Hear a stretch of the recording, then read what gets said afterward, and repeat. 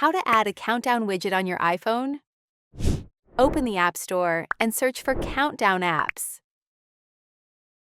Once you find the countdown app you trust, for me, it's this one, tap Get to install it.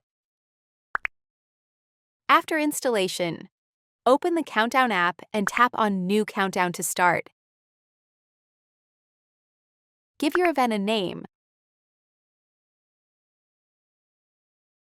Select an emoji that fits and set the event date. Next, enable notifications so you never miss an update, and choose how often you want the reminder to repeat: daily, weekly, or monthly. Pick a color for your countdown widget. Just note that some options might require a premium subscription. When you're done setting everything up, tap Save in the top right corner to confirm. Now return to your iPhone's home screen and long press any empty area to enter jiggle mode. Tap the plus icon at the top left corner to open the widget menu. Then search for the countdown widget in the list and select it.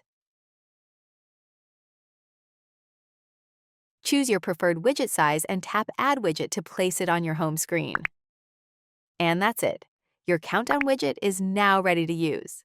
Subscribe for more useful tips and tricks.